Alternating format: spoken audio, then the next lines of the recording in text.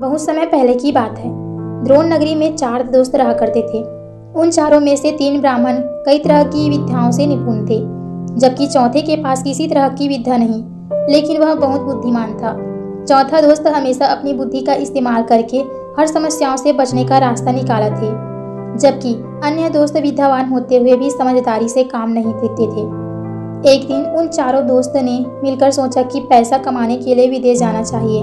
वहां जाकर ही विद्या का लाभ मिलेगा और पैसे कमाने का रास्ता भी। इसी सोच के चलते चारों विदेश यात्रा पर चल दिए।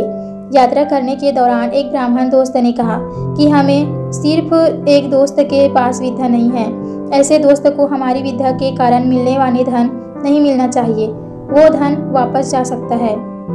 इस पर काफी देर चर्चा करने के बाद दूसरा दोस्त इस बात पर सहमत हो गया, लेकिन तीसरे दोस्त ने कहा कि ऐसा करना ठीक नहीं होगा।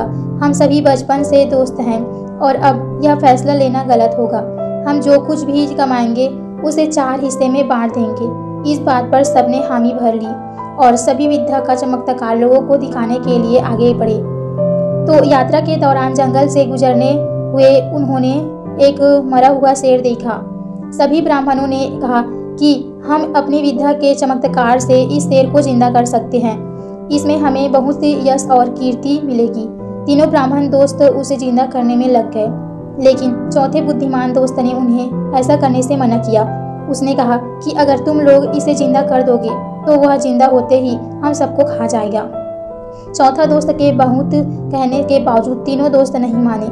उनमें से एक ब्राह्मण शेर की अस्थियों को समेटने लगा, तो दूसरा उसके अंग को और चौथा उसके शरीर में प्राण डालने की कोशिश करने लगा। तीनों को अपनी अपनी विद्या का इस्तेमाल करते देख चौथा दोस्त डर गया। उसने अपने सभी मित्रों से कहा, ठीक है, तुम लोग अपने मन की करो, लेकिन मुझे पेड़ पर चढ़ जाने दो। इतना कहकर चौथा दोस्त झट से पेड़ पर चढ़ गया। वह अन्य दोस्त मिलकर अपनी सिद्धियों और विद्याओं के बल पर उस शेर को जीवित करने की कोशिश में लग गए। देखते ही देखते शेर जिंदा हो जाता है। शेर जिंदा हुआ है और वह अपने आसपास तीनों ब्राह्मणों को देखते हुए उन्हें मार डालता है, जबकि पेड़ पर चढ़ा चौथा दोस्त अपनी समझदारी से बच जाता है। तो इस कहानी से हमें यही सीख मिलती है कि विद्या के नशे में चूर होकर किसी काम को नहीं करना चाहिए।